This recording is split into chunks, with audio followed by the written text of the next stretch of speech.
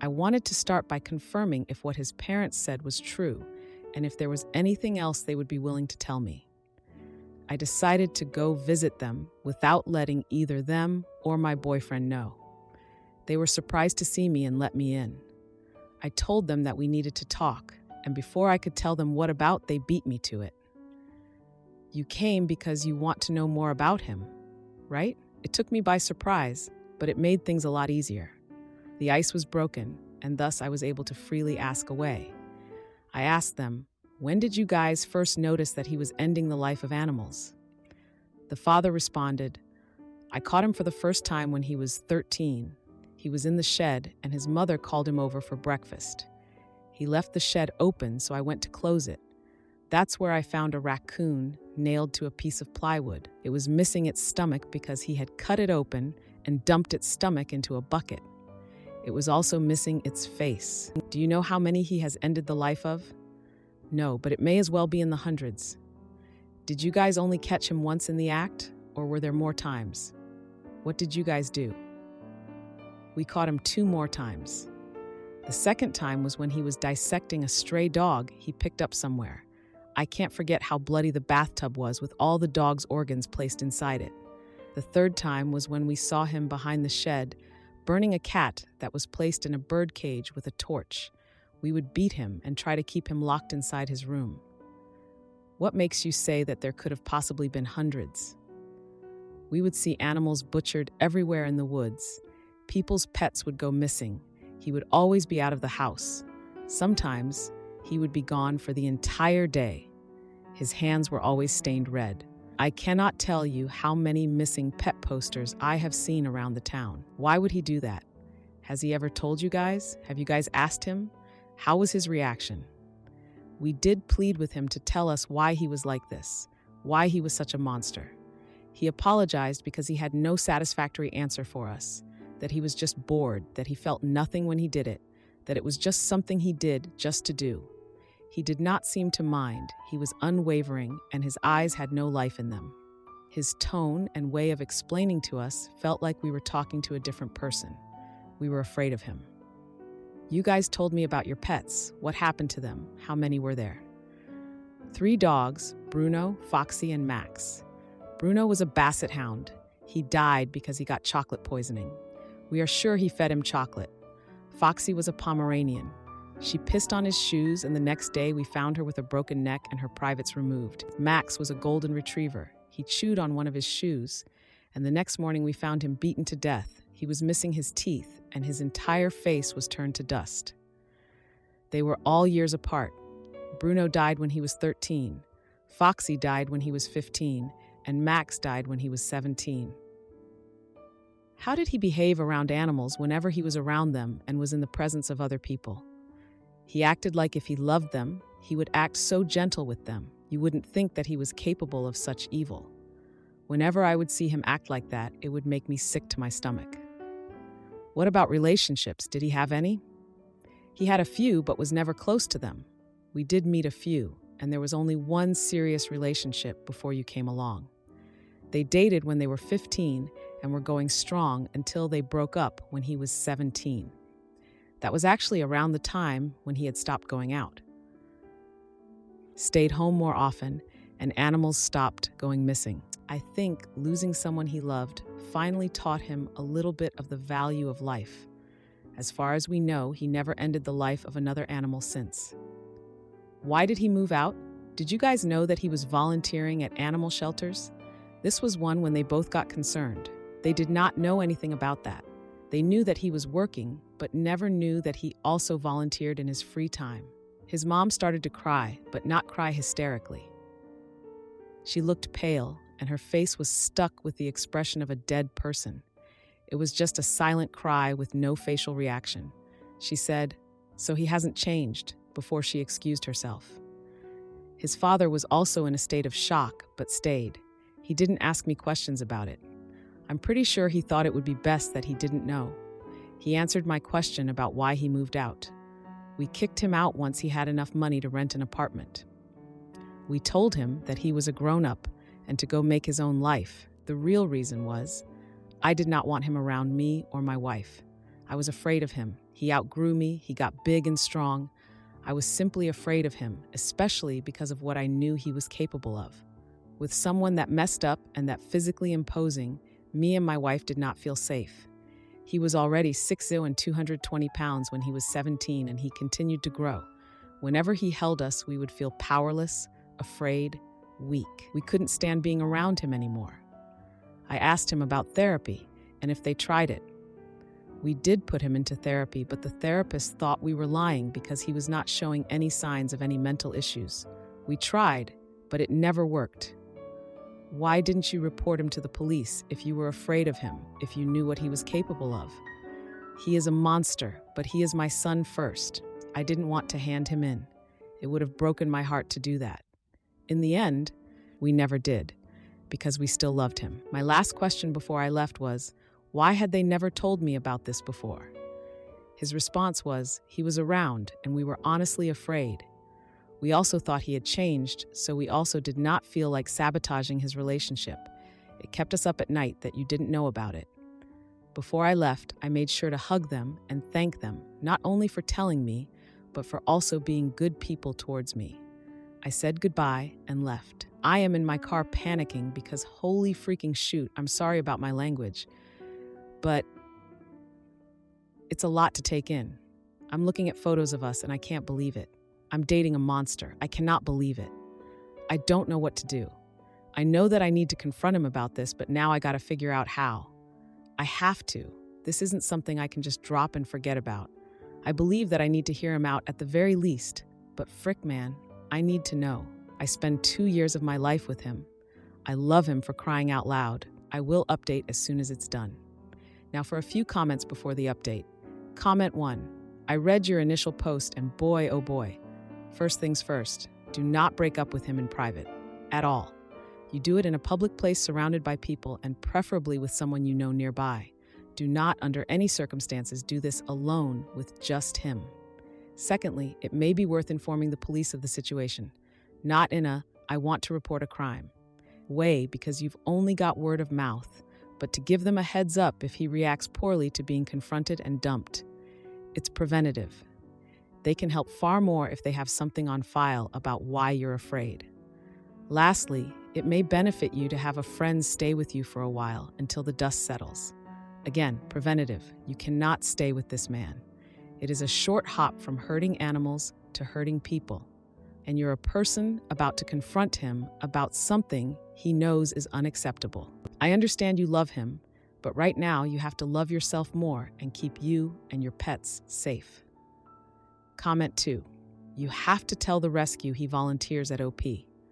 I know that most rescues have you start at the bottom, cleaning kennels, feeding, etc., before they let you really start interacting with the animals.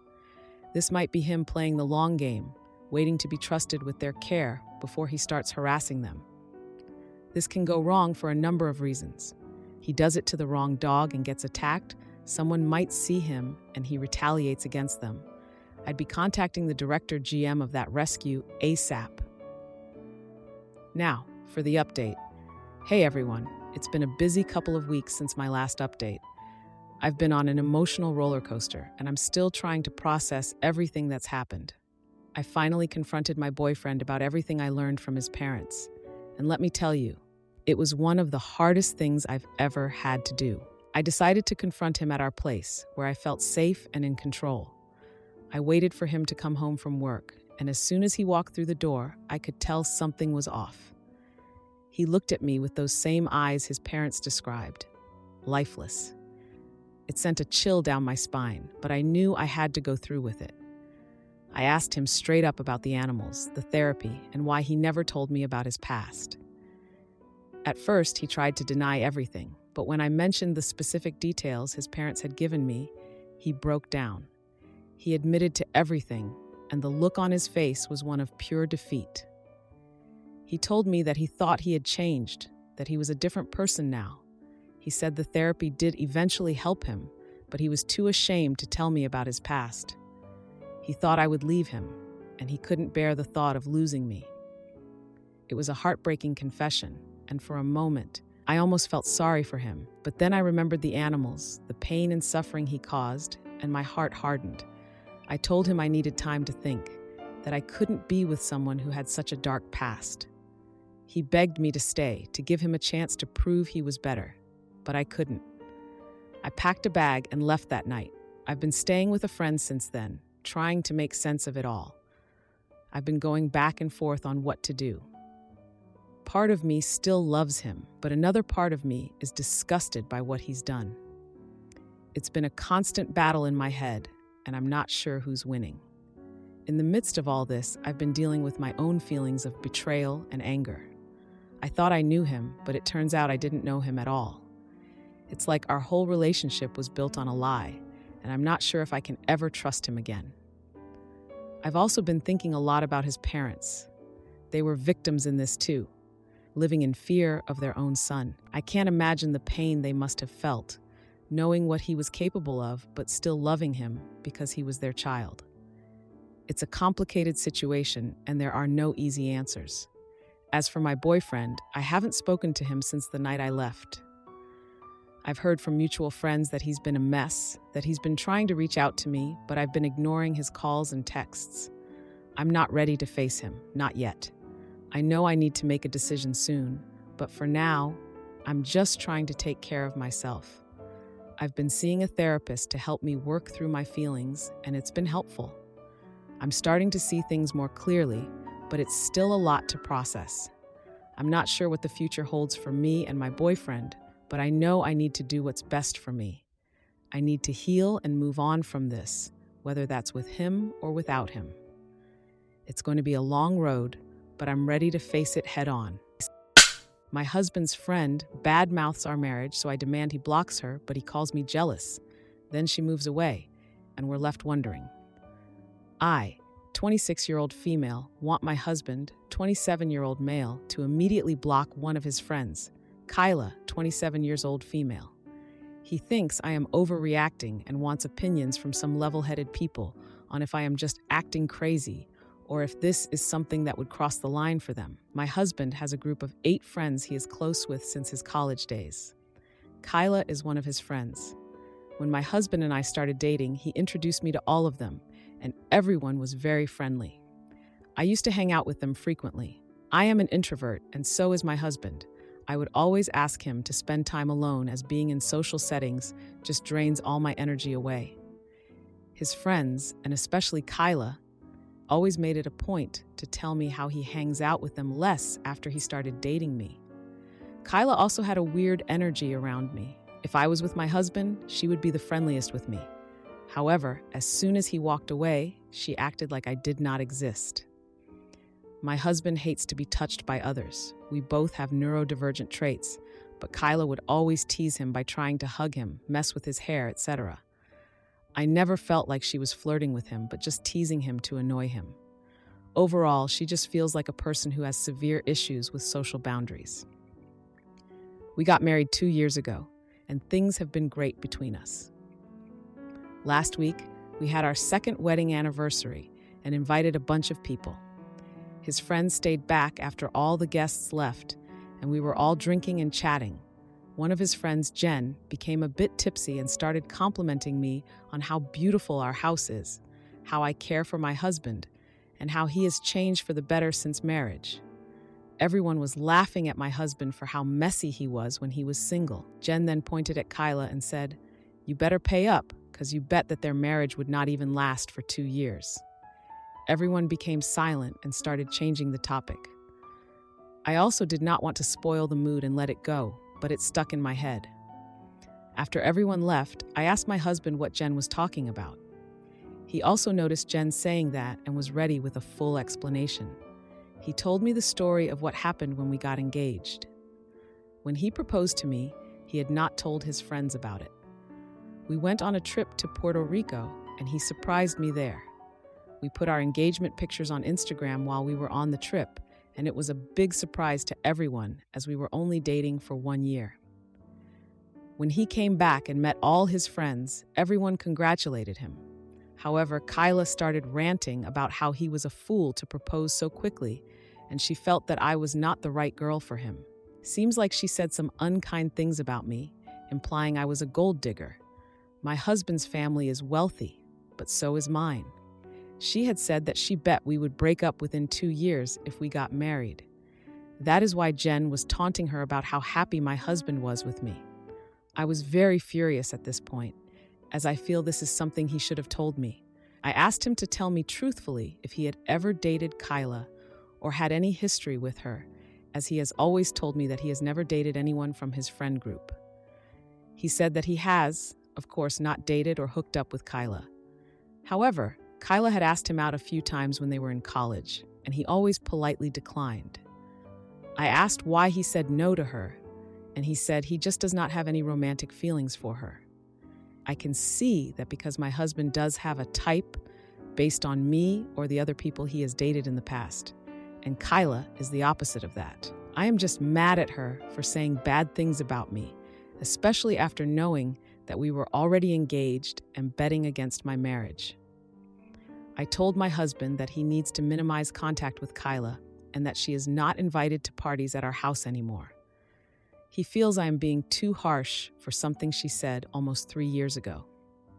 He also pointed out that she has been very supportive to both of us and also helped a lot during our wedding arrangements. He feels she is just blunt and forthright when she speaks, but does not mean those things. He told me to take some time and calm down, and we would revisit this topic in a week. He is worried this will completely change the dynamics within his friend group. Am I the jerk for wanting him to block her and stop inviting her to our house? Do you think I am overreacting? I think betting against our marriage and bad-mouthing me behind my back seems like a huge betrayal. I am also mad at my husband that he kept this fact from me and also never told me that Kyla asked him out during college days. Am I just being crazy and reactive? How would you react in this situation? I don't want to distance my husband from his friends, but I also do not want to see that witch Kyla's face again. Now, for a few comments before the update. Comment 1. Not the idiot. It's definitely natural for you to dislike Kyla. It sounds like she's into your husband. It'll probably be hard for him to outright block her, considering the dynamic of the friend group. And the last thing you want is to turn all his friends against you. Personally, I don't think blocking her is the solution, but instead, sit him down and seriously voice your concerns.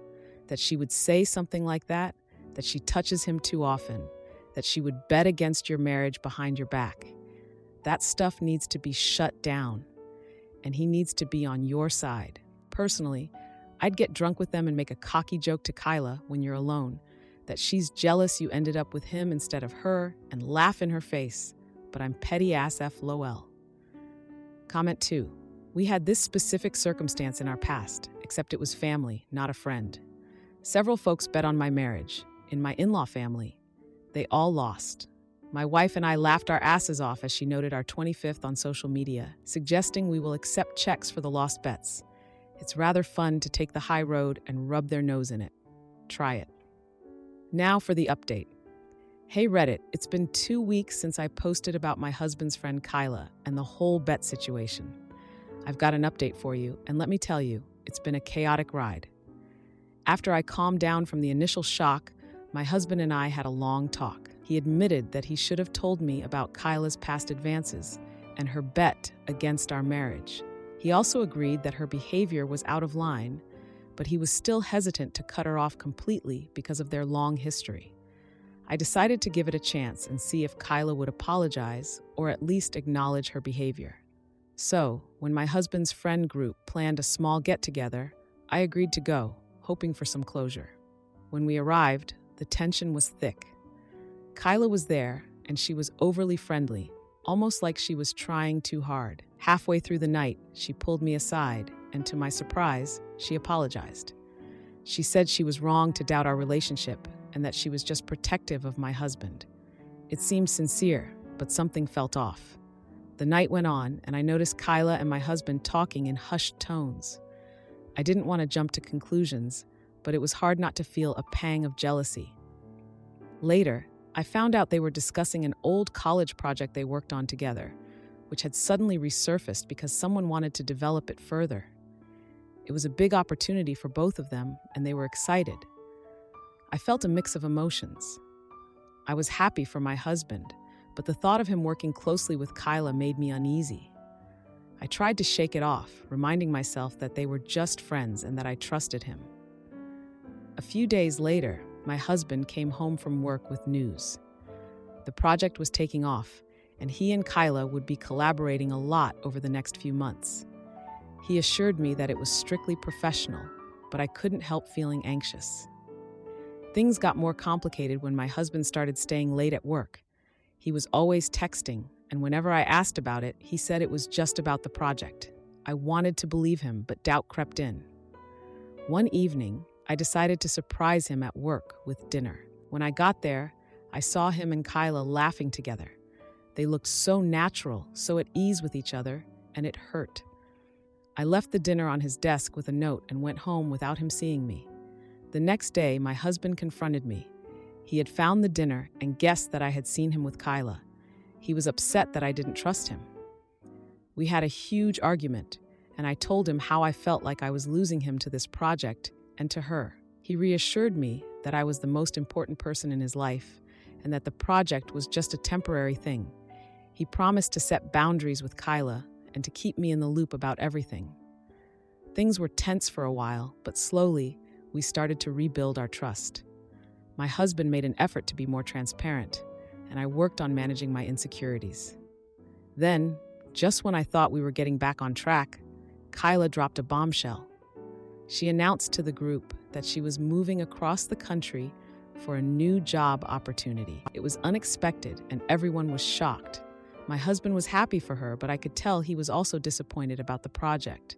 They had put so much work into it, and now it was uncertain what would happen. On her last day in town, Kyla came over to say goodbye. It was awkward, but she thanked us for our understanding and wished us the best. As she left, she hugged my husband a little too long, and I felt that weird energy again. Now with Kyla gone, things are slowly returning to normal. My husband's project is on hold, but he's optimistic about the future. We're spending more time together, and our relationship feels stronger. But there's a part of me that can't shake the feeling that Kyla's departure was too convenient.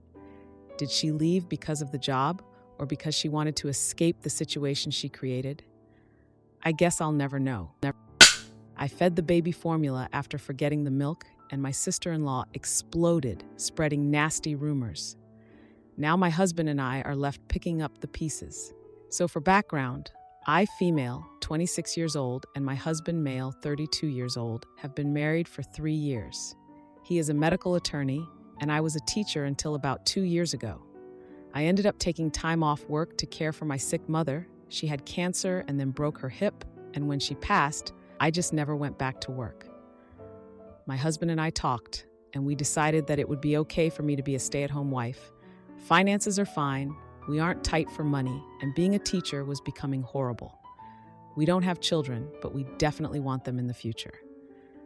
My husband's sister and I were always close. When I was dating my husband, we did everything together, and we still do. She has 2 kids, a son who is 4 years old, and a newborn girl who is 4 months old.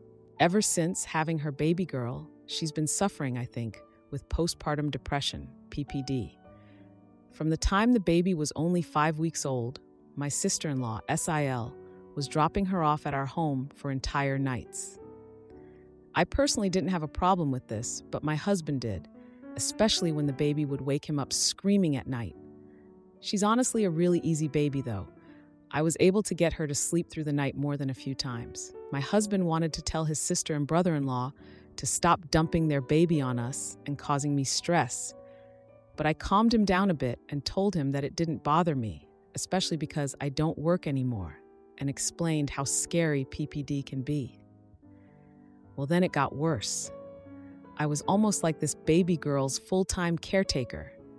I mean, it was to the point where I was considering buying a car seat so that I could get lunch while she was still with me. Sometimes my husband calls me when he's between cases at work, and I missed his call once, which sent him into another spiral about wanting to tell them basically to F off.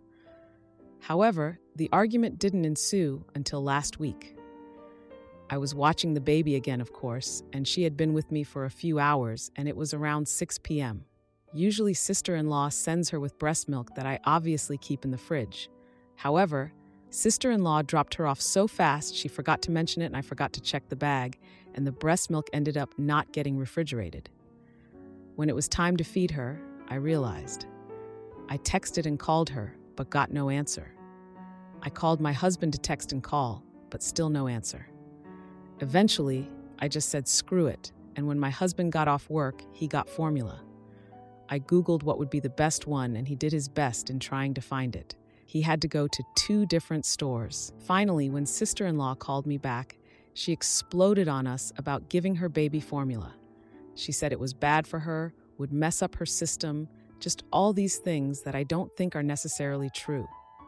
The baby doesn't have any medical reason to need breast milk or to be off formula. Still, though, I felt horrible, obviously, especially because it was my fault I left the breast milk in the bag. But my husband got mad. He told his sister everything he had been wanting to say for weeks, and I ended up saying, "Fine, if you're going to be like this, I won't ever watch her again." She also attacked me for being selfish, for living off my husband and being entitled. Well, that caused an even bigger argument. I sided with my husband, though, and didn't take back what I said. It's been a week, and my sister-in-law won't talk to either of us. I feel horrible on one hand because I know she's struggling, but on the other hand, I feel like she's taking advantage of me. I don't know. Am I the jerk? Now for a few comments before the update. Comment 1. Anyone who says formula is bad for a baby can go away. Both of my kids are formula fed, and they are just fine. Not everyone can breastfeed for one reason or another. Yes, you forgot shoot happens. You did what needed to be done to keep her baby alive. She is clearly suffering and needs help from a licensed professional. Where is her husband in all this? Not the jerk. Comment 2. I have been the mom pumping breast milk, and there is no way I would be leaving that house without putting that breast milk in the refrigerator myself. And it would have been transported in an insulated bag with a cold pack, and it would still be fine to be used. Not the jerk. Now for the update. Hey Reddit, back with an update on the situation with my sister-in-law and the baby formula drama. It's been a tense 3 days, and I'm still reeling from everything that's happened. So after the blowout with my sister-in-law, things were tense. My husband and I were in agreement that we needed some boundaries, but I couldn't shake the guilt. I kept thinking about how close we used to be, how she was there for me when my mom was sick. She'd bring over meals, sit with me at the hospital, and just be a shoulder to cry on. It was hard to reconcile that caring person with the one who was now giving me the silent treatment. 2 days ago, my husband came home from work early, which was unusual.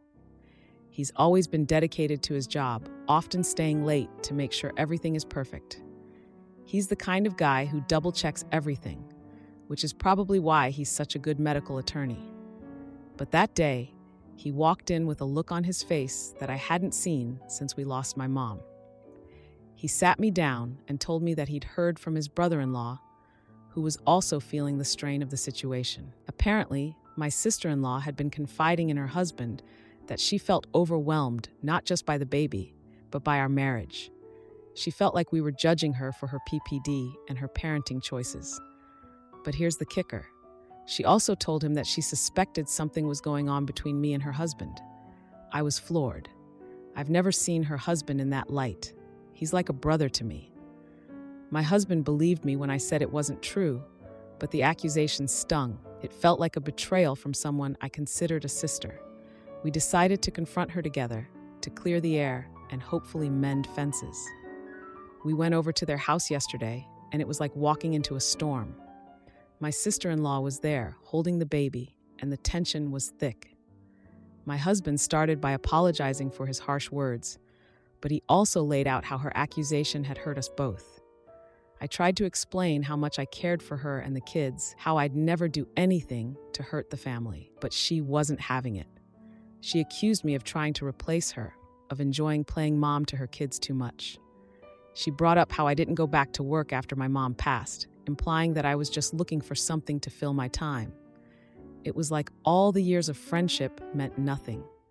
The argument escalated, and her husband tried to intervene, but she turned on him too.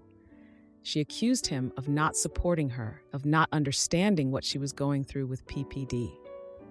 It was heartbreaking to see them like that, to see how much pain she was in and how it was tearing her family apart. In the heat of the moment, my sister-in-law let slip that she'd been talking to someone about her suspicions. Turns out, she'd been confiding in an old friend of ours from college, someone who had always been a bit of a gossip and loved stirring up drama. This friend had been feeding her ideas, suggesting that my closeness with her husband was inappropriate, that my willingness to help was more about me than about supporting her. It was a shock to realize that someone outside the family had been influencing her thoughts so much. My husband and I had always been private people, preferring to keep family matters within the family. To think that our issues were being discussed and twisted by someone else was a violation of our trust. The confrontation ended with no resolution. My sister-in-law was too upset, and we were too hurt to find common ground. We left feeling more distant than ever. My husband and I have been talking a lot since then, trying to figure out where we go from here. We both want to support my sister-in-law, but we also need to protect our own peace. If you like this video, you'll probably like these too. Also, while you're here, please consider subscribing. It's your support that keeps this channel alive and allows me to make better and longer videos. Have a great day.